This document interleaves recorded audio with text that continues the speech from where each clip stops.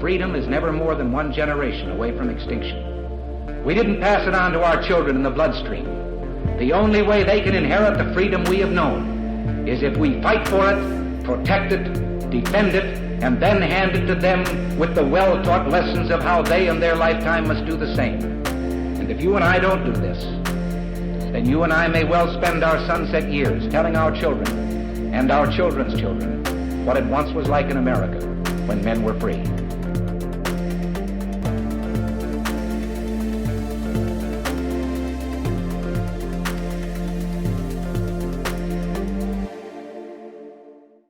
Hey everybody, welcome to episode number 440 of Gun Freedom Radio, where we engage, we educate, and we inform. We are brought to you by azfirearmsauctions.com, where you set the price on guns, ammo, and accessories. I am one of your hosts, Cheryl Todd. And I'm the other guy, Dan Todd. Our theme today is Armed and Fabulous, and our guest is Lauren Liberty Snyder.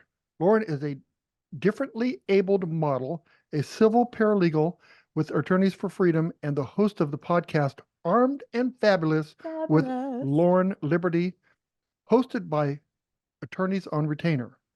Lauren is also a member of Women for Gun Rights, a nationwide organization of women committed to safeguarding the Second Amendment through education, not legislation, and women are going to set us free. We're trying. Welcome back to the show, Miss Lauren. Hi there. Thank you so much for having me on today. Absolutely. This is so exciting. This is your second time, I think, on Gun Freedom Radio. And I think we need to have you on more often because you wear a bunch of hats. You're doing such great work, and you always have something important and interesting to share with us. I did want to start on, what Danny was reading you in differently abled, to read our listeners and our viewers in on what do we mean by that? Sure. So differently abled is a term that I actually really like. I heard it once and I was like, that's actually great, because you hear disabled and people will look at somebody such as myself that I don't always need a mobility aid. I'm not always wearing my braces on my, extremities. So I'm differently abled because some days I have more capabilities and other days I have less capabilities. So I'm still able to do things. It just might look a little bit different than the way that somebody that has, full mobility might look. Well, I think that that's an excellent distinction, and maybe will help people understand that, the days that maybe you are walking with your cane, that's because that day you need it. And then the next day, because of your condition, maybe you're not, so needing it, but that you are the best judge of what tools you need, right? To help you to walk good, and to help you to protect yourself and your family. And so I think those two things just really I'm confused go hand in hand. I've met you several times. I've seen you in events. This is the first time I've heard that. That you've thought. I had no idea that you were partially disabled even.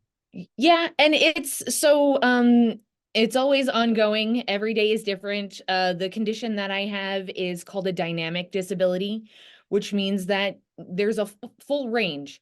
So some days I'm fine. Other times I go through periods where I'm not as good. And it's not always the same thing, right? Like right now I'm having some issues more so with my hands than with usually like my knee or my hip. So a cane's not going to help me with that. So it's just, you never know what you're going to get, really. You kind of always have to, I have like a little, much like you have your firearms in one little area, because you never know what you're going to need that day. I also have all of my mobility aids and my braces and all of my stuff like that all in one little area, because I never know when I'm going to need it. Absolutely. I think as some of my friends unfortunately have MS, right? So multiple sclerosis, and that's a syndrome. And, one day, maybe their legs are weak, or maybe the next day they've got some, paralysis maybe in their upper extremities. So in a similar way, when they're experiencing it, they have to have the right tools for the right job. And I just really feel like, with the self-defense angle of things, it really does tie in. And we can dig into that a little bit later on one of my questions about training as your body grows and changes and your life changes. You add kids to the house, or like us, we, had, grandkids out of the home. And then everybody moved in with us. So now I got to store differently again Yep. because now I've got grandkids in the home. So, but we're going to touch on that in a bit. I wanted to start with your podcast, Armed and Fabulous, with I didn't Lauren say that right. did I? Liberty. I took care of it for you. It's perfect. That should be my opening song. Yeah. That's fantastic. So talk to us about this podcast. Yeah, certainly. So this is something that I was afforded the opportunity, being that I work at the Attorneys for Freedom law firm.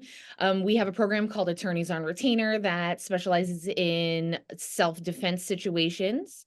Mhm. And we have this amazing podcast studio.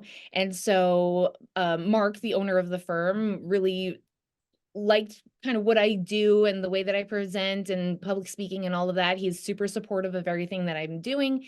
And he was like, we should just have you do a podcast. So I was like, sure, if there's a camera, put me in front of it. I have no problem with that. And You and I are similar yeah, creatures. we are kindred spirits in that sense. And so I was trying to think of what I wanted to call it, because I wanted it to be, of course, 2A focused. And working at a criminal defense firm, you hear the term armed and dangerous. So I wanted to kind of take that and turn it on its head, which is one of my favorite things to do. And Mhm. so I was like, why don't we do armed and fabulous? Because being armed doesn't mean that you're a danger. You can still wear a sundress and carry around a huge rifle if you want. You sure can. Uh, Can I? well, I mean, Yeah, you I mean, could. You it's could. 2024, That is true. But that is the thing, is that especially in areas like Arizona, where we fought so hard to keep our rights where our founders placed them, right? Our God-given rights where our founders placed them in the legal sense, so that yes, you can dress any way you'd like and carry anything that you would like for self-defense that best suits your needs and your lifestyle. And there are so many places on the planet, much less right here in our own United States, that is not the case anymore. And so I know that we do a lot individually and together to try to advocate for that. But with this Attorneys for Freedom law firm, with the attorneys on retainer, how does that fit into the mix? Because we always like to say our Second Amendment rights are not political, but they do intersect with politics, and sometimes intersect with the law. And how does that play out in your place of work there? So the firm is very supportive of my activism, which is great. I would really hate to work somewhere that I couldn't openly discuss that, and I didn't have people that were supporting me and that were super proud of me. So they are definitely huge supporters of that. When I went to Washington, D.C., they were so proud of my accomplishments there. They shared the video from the speech at Capitol Hill, and it got over 1 million views on the Attorneys on Retainer Awesome. YouTube page. Yeah, so Awesome. it's just amazing to have them in my corner. Yes. And the thing that I also love about this firm is that every attorney that works here has to take a pledge to freedom. They all fully support everybody's rights. They are committed to upholding those and doing the best job that they can for somebody that needs their assistance. They believe that everybody has the right to a defense, and I love that. That is fantastic. We're members too. We subscribe to that. We are of the attorneys on retainer, full disclosure. And it's not, there are companies out there that kind of sell like a self-defense insurance policy. It's not that, right? It is, if something were to happen, the police do what the police do first, and then they sort it out. They let the lawyers sort it out later, what is, actually legal and what stepped over the line of being legal. And so to have an attorney on retainer is so important and so powerful, that, when you say, I'm sorry, I'm not going to make any statement, you can speak to my attorney. Well, what attorney? If you don't have one on retainer, Yes. right? Yeah. Maybe you'll have to wait for a public defender to be assigned, which Mhm. that does count. I do like to remind people, if you don't have an attorney right then and there, you still have the right to wait for an attorney to be present. And even if that attorney is a public defender until you find private counsel, that's something that you can do. But the nice thing about the attorneys on retainer program is exactly what you said. You can call, we have a special emergency line that's for members only. The line is not public. If you're a member, you dial in and you will get transferred to an attorney. As soon as you call, you will get put through to an attorney and they can give you advice right then and there. And the thing about self-defense situations is that you want to make sure you navigate that very carefully, because you don't Yes. want to be the person that gets charged. And Yeah. that's such a huge concern for somebody that is a law-abiding citizen and that's trying to do the right thing. And all you want to do is protect yourself and your family. And now you're the one getting charged. So Exactly. it's a huge advantage to have an actual attorney versus insurance. Insurance cannot cover something that's deemed illegal. So if you believe that you are rightfully acting in self-defense and yet you still get charged, your insurance isn't going to cover that because it's now considered a criminal act and they, by law, cannot cover that. So it is a huge advantage to have a program like that. It really gives a one up over the insurance. What a coincidence. I mean, what a convenience that is for insurance for, oh, yeah, we're not going to try to defend this guy because if we defend him, he's not going to have to pay. Right. Or if you take a plea deal, which I think like 80% of people do, just to try to get their life back to normal Yes. again Right. and get Yes. out of the court system. So, Yes. And I It's think it might terrible. even be higher than that. I think it might be something like 90. And yes, Oh, you're wow. absolutely right. When you take a plea, you're basically admitting to the charge for a lesser sentence. So now you still have a conviction. And now you will not have coverage by that insurance company. It's such a tricky thing. And, we have never, thank goodness, thank God, knock on wood, needed our attorney on retainer, but it's kind of like my self-defense tool. I'd rather have it and not need it than need it Right. and not have it. So, I sleep better knowing that we have it, because even if you are 100% doing it 100% legal, you're still going to go through the legal process, the Yeah. attorneys and all that. So I sleep better with it. It's not like the movies, No. somehow the police show up, they automatically know exactly who's the good guy, exactly who's the bad guy. They send the good guy home with their firearm, right? And they walk off into the sunset. That is not real life. They process your firearm, they process you, and they let the lawyers sort out the And details, sometimes right? arrest you too. And sometimes arrest you. That Yeah. is so true. Well, back to your podcast. I actually was lucky enough to be one of your subjects, one of your interviews, which was so much fun. What are you hoping to do with the podcast? Who else have you had on? What kind of topics do you discuss? Sure. So you were actually my first non-attorney guest. So that was awesome. You were the first person that I thought of. And Thank you. of course, the goal is to just discuss anything that's related to the Second Amendment and the female perspective. Mm, One thing that I always like to say is our rights are for men that, I don't want it to be seen as a thing where it's excluding men, but mhm, women are one of the highest numbers of new firearm owners since 2020. mhm. And I think that that's important. I think that that's something that we really need to talk about and we need to normalize. It's okay to want to protect yourself. And the thing that I say to the guys is our rights are your rights. Thanks to, I believe it's the 19th Amendment, right? So if we're out here fighting for Second Amendment, we're fighting for your Second Amendment right as well, because we're all in this together. And I think that there are a lot of women that have had experiences that maybe opened their eyes to how important it is to be able to protect yourself no matter what. That this right should not be infringed, and you deserve to feel safe and protected, and feel that if you have a family, you can protect them as well.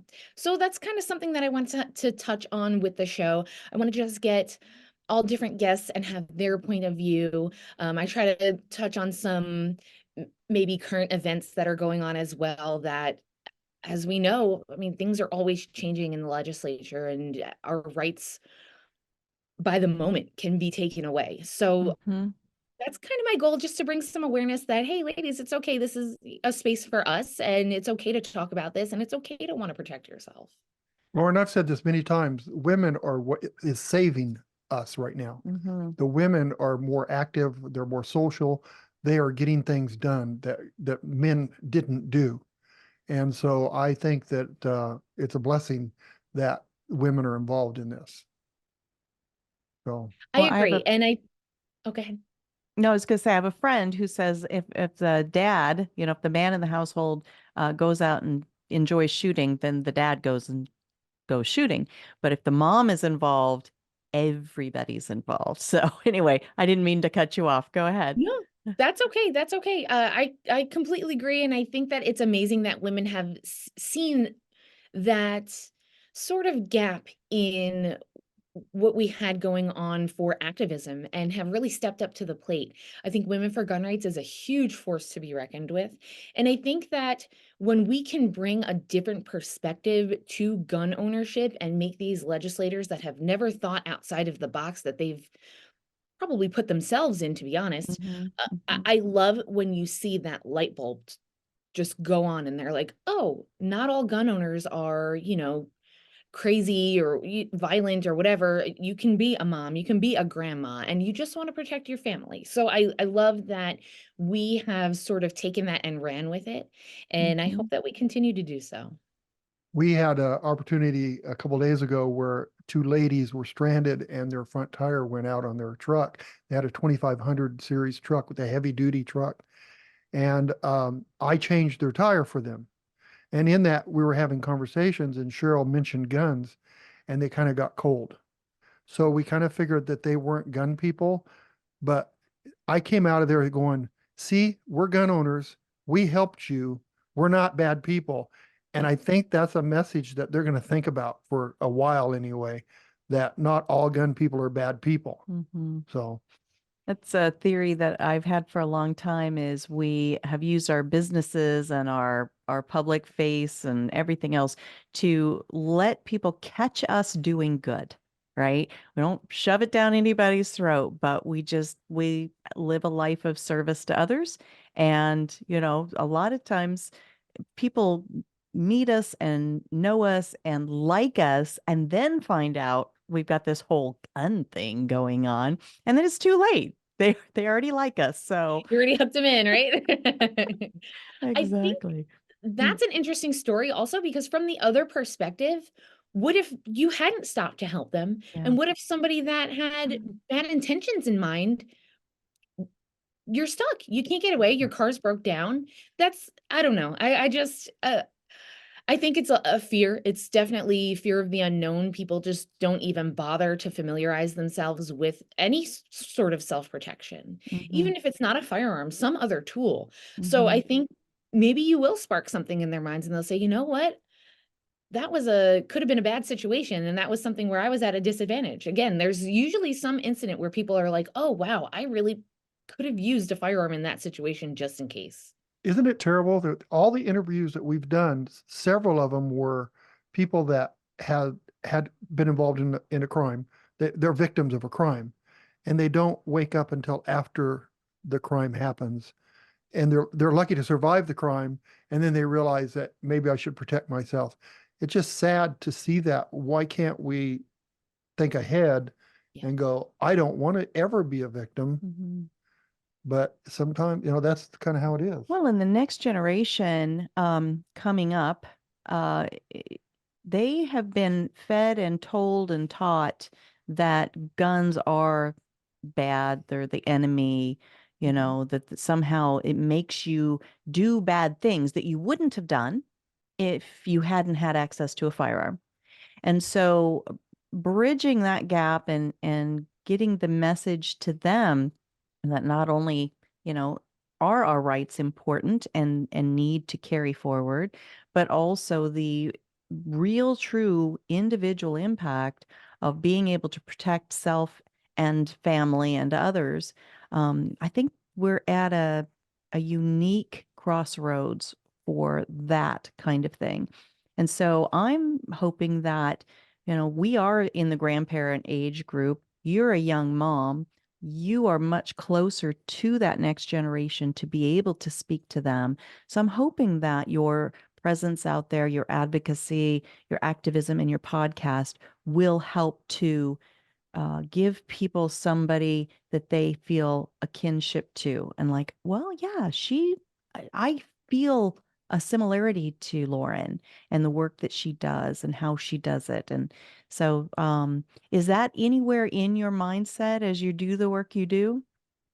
Absolutely. And especially having a young son myself, obviously he sees us handling our firearms, and my husband's very good about, we tell him even from such a young age, this is not a toy.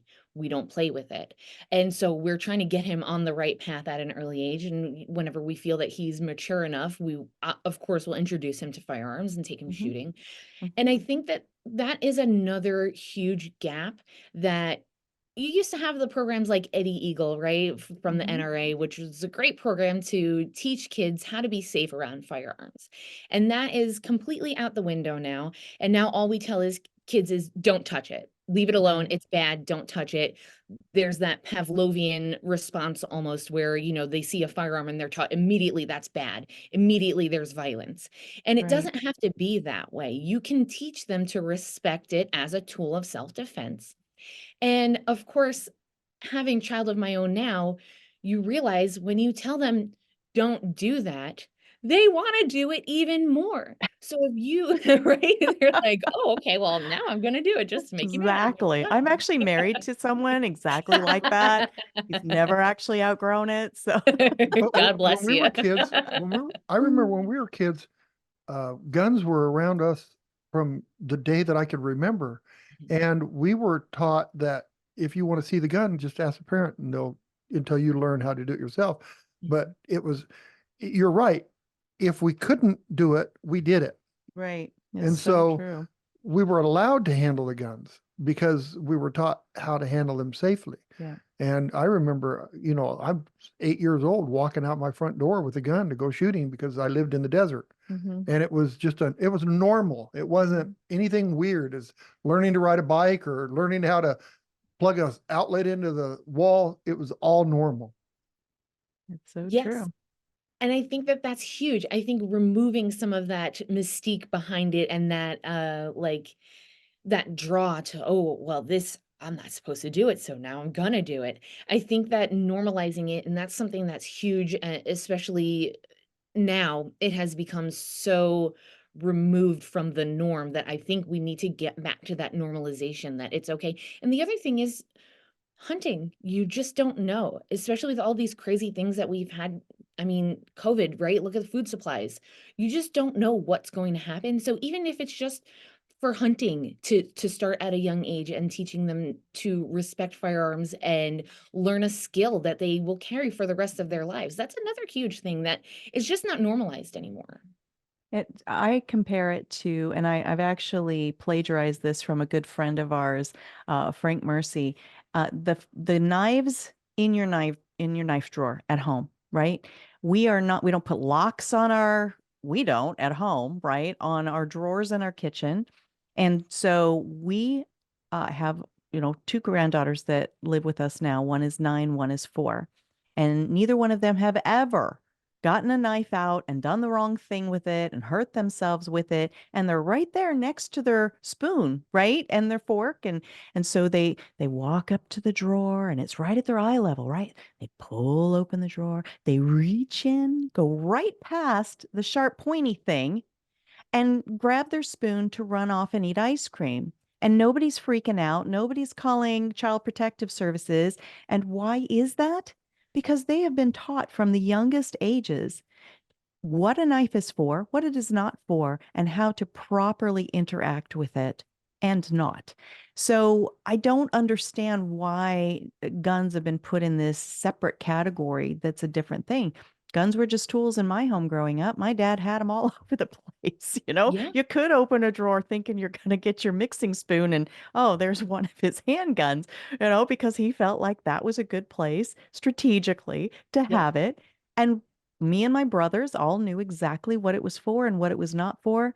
And it was absolutely no big deal at all. Nowadays, I'm telling you, somebody would call the authorities and I'm probably going to go to jail for endangering a child. And it's ridiculous to me. Yes. Yes. They actually, at the pediatricians have started asking if we have guns in the home.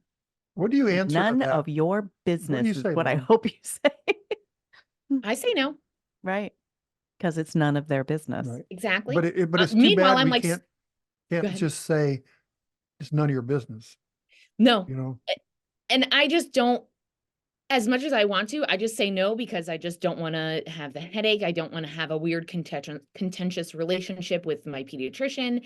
He doesn't push the issue. I just say no. And he's like, oh, okay. And checks it no. Meanwhile, I'm like, sir, there's 2 firearms in your office right now, but Right. doesn't know won't hurt him, right?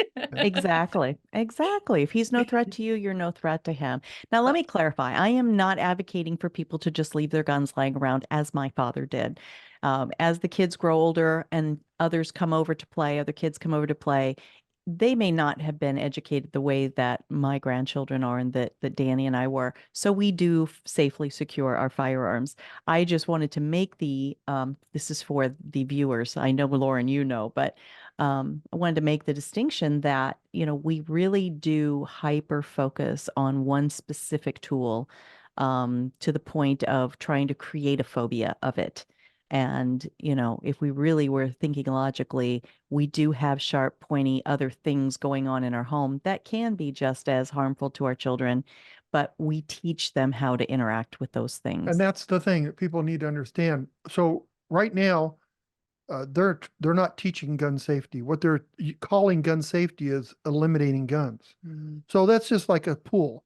I don't need to teach my kid to swim because we don't have a pool. That's silly. But then they go next door and they fall in the next door neighbor's pool. Right.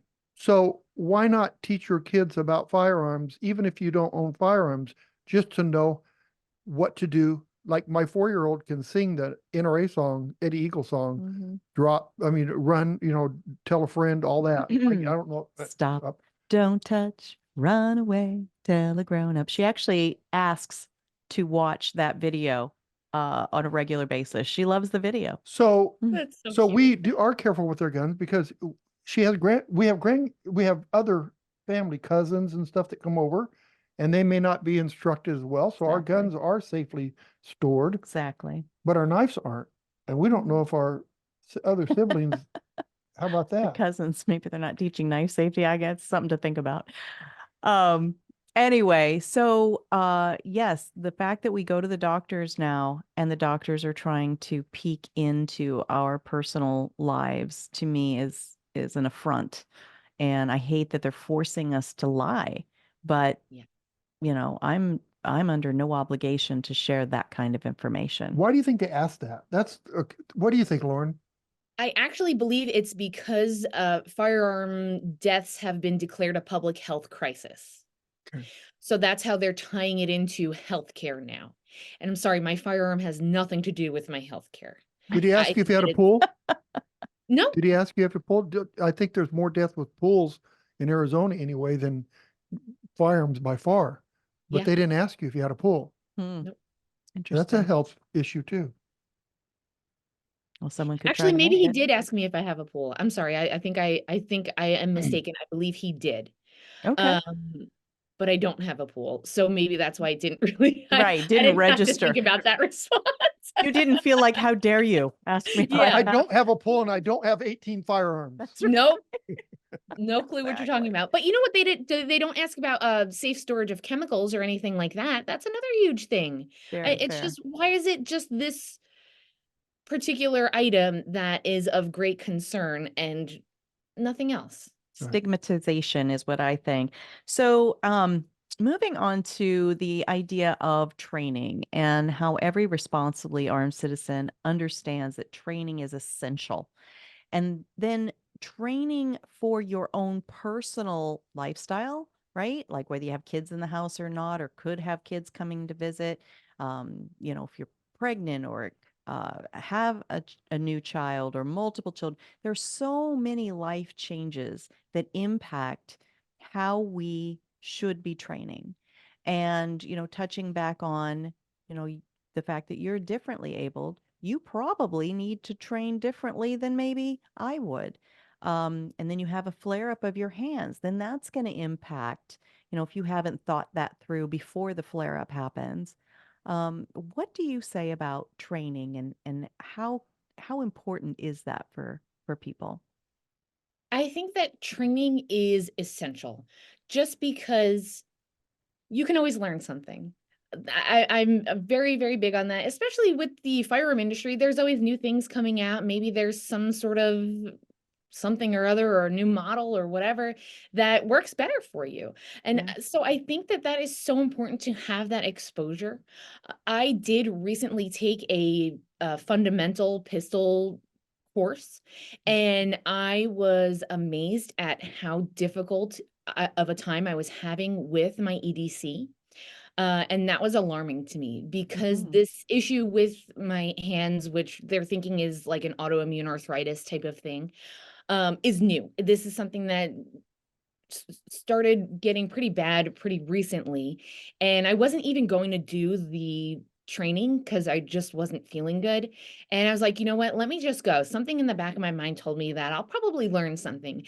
And it was very eye-opening to see how much I was actually struggling with the grip on the firearm that I carry to protect my life every day. Mhm. So I think that it is, even if it's something like that, even if it's something that's not even on your radar, maybe there's something that I don't know, it sounds crazy, but like I have this ring that I wear too that I didn't think about, that it was pinching the heck out of my hands. And I was like, oh, I should probably not even wear that. I don't know. It's just little things that you don't even think about that it really shined a light on, that I was so happy that I took that opportunity to train. And even though it was fundamental pistol, they start out with the four basic rules, and somebody might roll their eyes at that and think that they don't need to brush up on it. But I thought it was great. I think that you can't let your pride get in the way.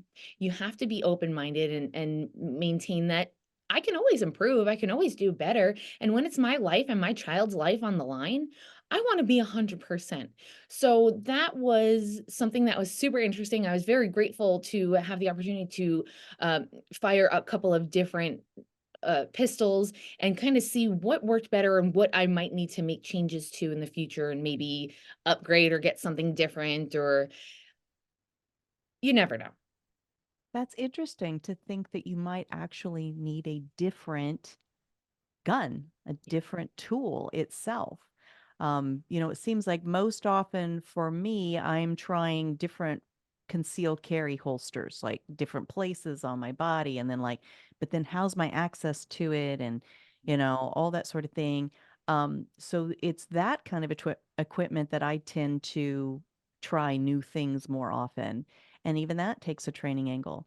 But that is interesting to think that as we grow and as our bodies change, maybe we do need a different grip, um, or different size pistol or whatever the case may be. And as you were saying all of that, I was thinking here in Arizona, we get super hot weather, right? But our weather fluctuations otherwise are not that severe. But people that live where it gets very, very cold and snowy, like that's a consideration because sometimes you're wearing big, heavy gloves, right? And is your gloved finger even going to fit in that trigger guard? you Yeah. know?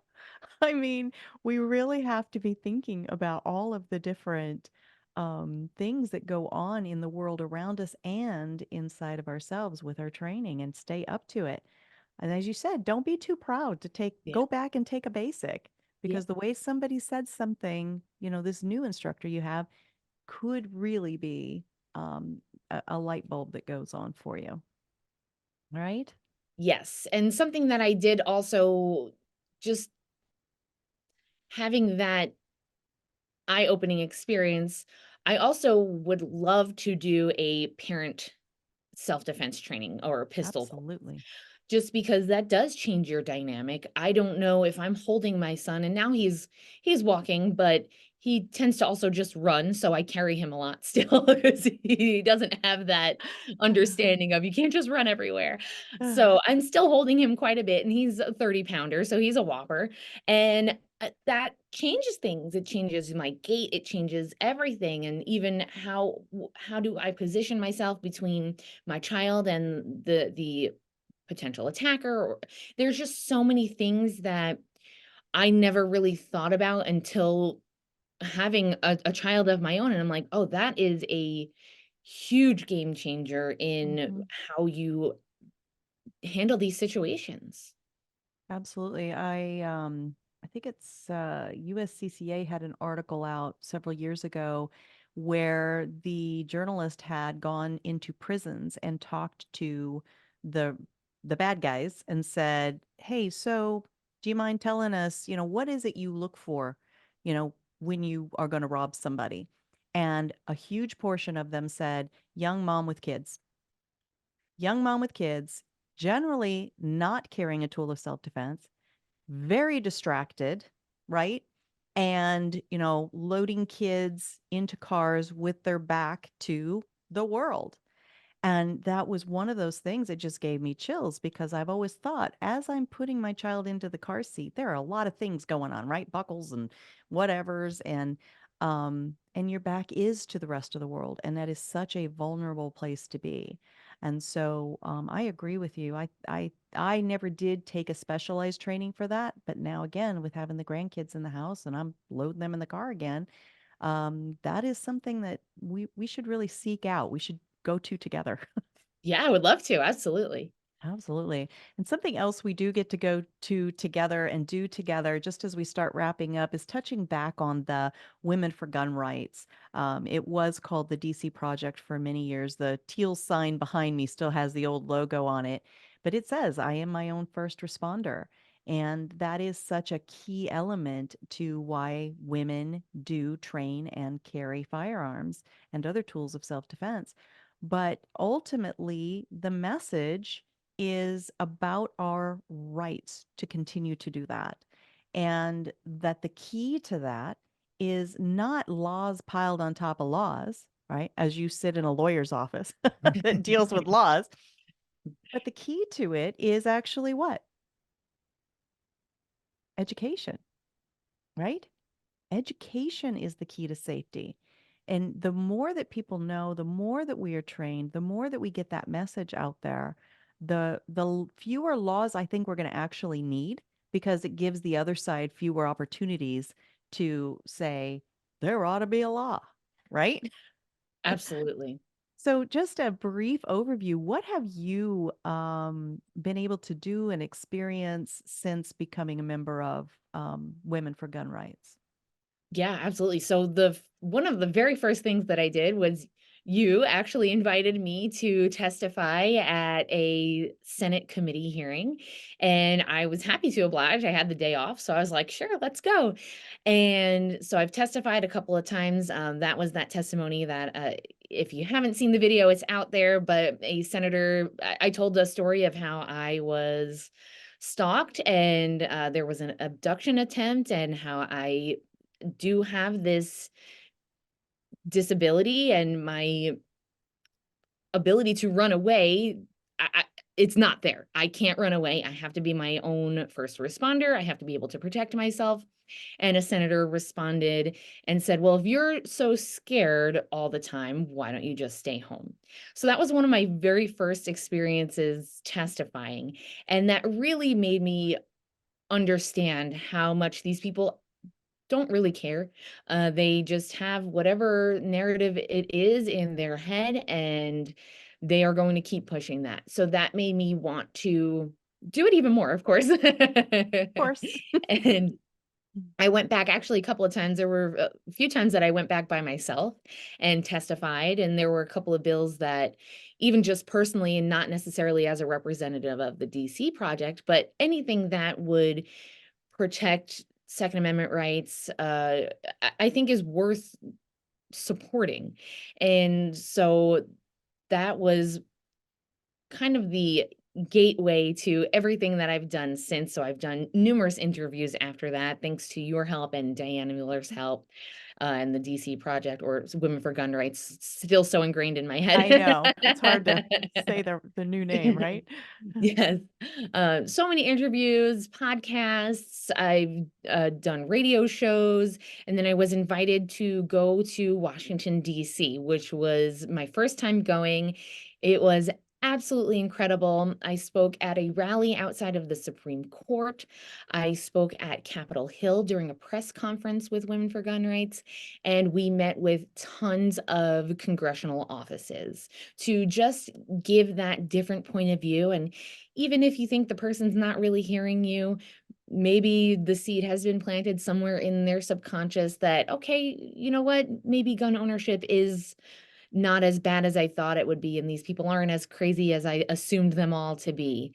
And so that was really, really huge. And then I also spoke at the the Second Amendment rally. So that was another opportunity. I spoke at the NRA, uh, ILA, I forget what it's, Institute of Legislative Action, which Their was summit. amazing. I Their spoke state at summit. the Arizona CDL, the Citizens Defense League, annual meeting. So I've done so much. I've been presented with so many opportunities, and all thanks to you. Well, you are just a presence, and I mean, you're just a natural choice to, ask if you would do these things, and you just keep saying yes. So guess what? I'm just going to keep asking you. I'm a little bit of a yes man. I love it. Well, you're saying yes to the right things because it matters. It really matters. And you, as a person, have a very interesting story. And that's something I like to tell everybody. And I'm hoping that everyone listening and watching can realize. And as it took me a long time to realize, is that, oh, yeah, I mean, I thought all I do is ask questions on this platform. But I really do have a voice because I have a unique life experience. And so I try to encourage people to go and testify at their legislature. And if somebody asks you to speak at a rally or do an interview, try to say yes to those things because we are normal. Yeah. We are just, every woman, every man. And the more that we can make ourselves visible to others, the less the other side can paint us as things we are not, right? 100%. Completely agree. All right. Well, we need to start scooting on out of here, let you get back to work. But I just thank you so much for all that you do and the time that you've spent with us. Tell folks, you personally, how do people follow the work you do? And then also the Attorneys for Freedom and Attorneys on Retainer. How do people look deeper into that? Yeah, certainly. So my website is laurenliberty.com. I made it super easy and everything's linked on there. I haven't been so great at updating it, but I try to, whenever I'm doing an upcoming event, try to at least post it on there. So I'm promoting things, and my socials are linked on there. My email is linked on there. So if you want to get in touch with me, I'm very easy to access.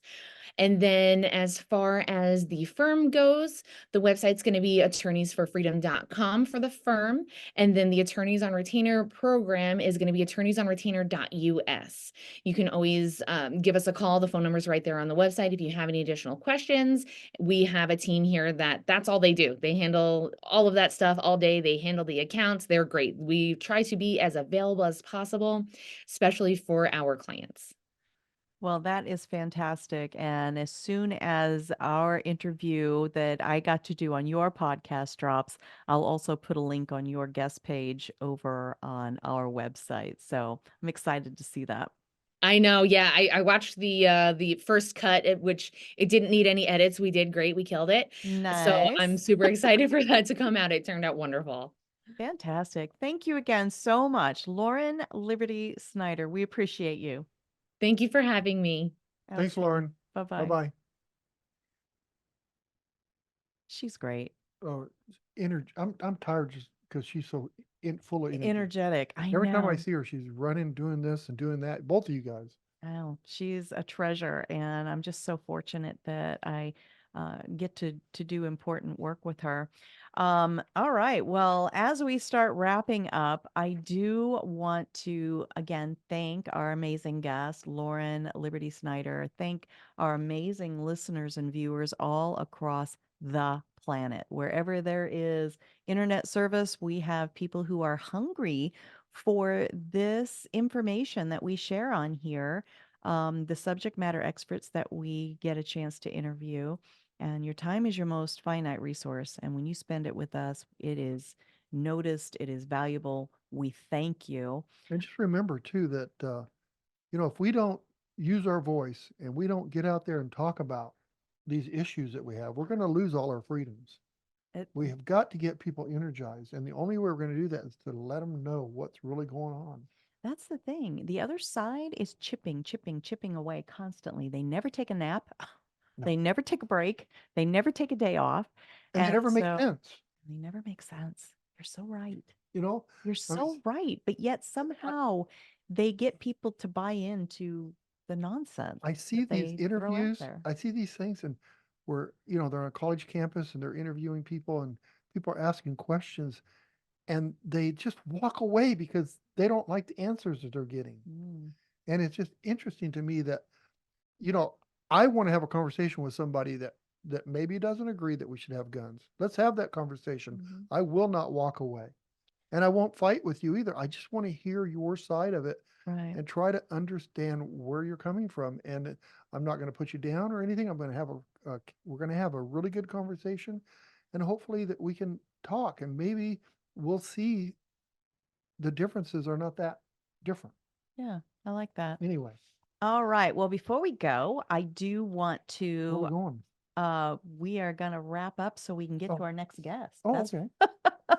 But I did want to bring your attention to this locked in grip. Our good friends have actually created this liquid shooting sports chalk. We were talking about the importance of training for your weather, training for, your individual physical needs.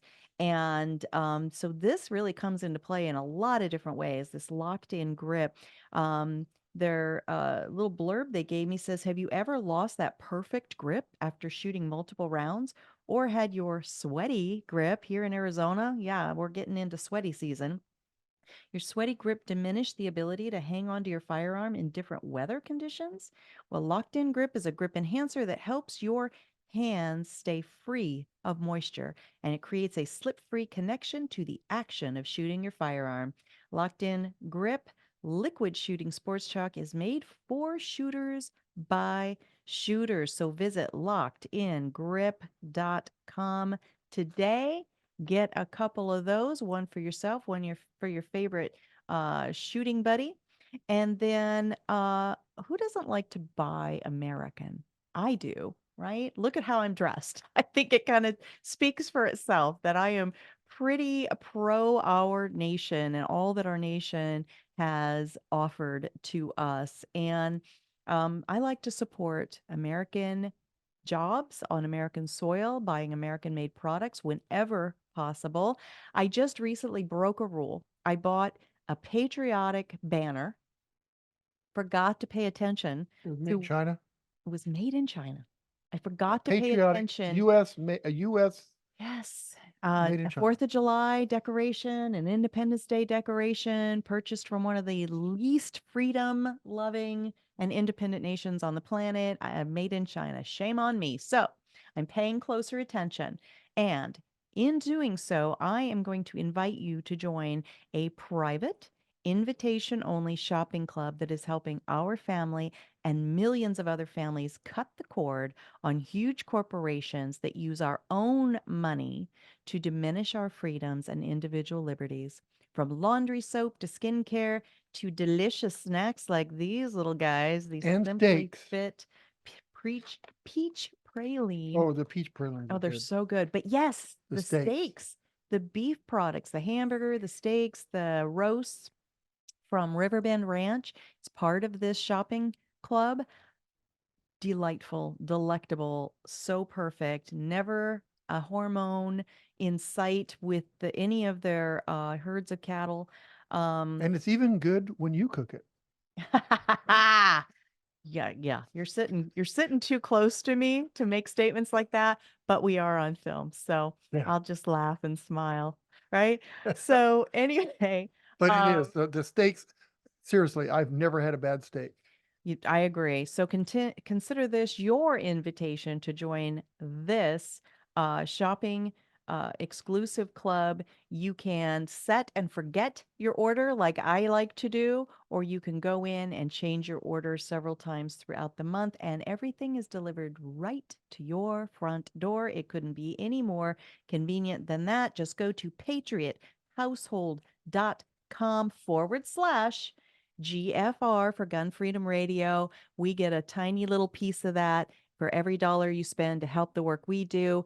The Second Amendment Foundation that's fighting those legal battles all across the nation, they get a tiny portion of every dollar you spend, and it fuels the work that we do. Thank you so much in advance. patriothousehold.com/GFR. All right, we got to get out of here. That clock is ticking away. Thank you again to all of our viewers. If you want to go back and view this video or any of our videos, you can go to YouTube or Gunstreamer or the OpsLens smartphone app. When you go there, this is important. Click the notifications and subscribe buttons. That tells those platforms that you value this content, and that gives us a little hedge against cancel culture when it decides to rear its ugly head towards us. If you want to listen to the audio only version of the show, go to our website, gunfreedomradio.com, click the on demand tab, and Binge listen to your heart's content, darling. All right. And there is a huge body of work there that are the guest pages of all of our subject matter experts. So click the guest tab if you want to see photos and bios of all the guests we've ever had on. And until next time, We're going to pray for our nation. we've got to pray for our leaders, right? What about the ones you don't like, Dan? Are we doing that again? Mm-hmm. There's too. What do you want me to say? How about all of them? Every one of them. Even the ones you don't like, maybe especially the ones you don't like. All right. Be good to each other. Have a great week, and God bless. Bye-bye.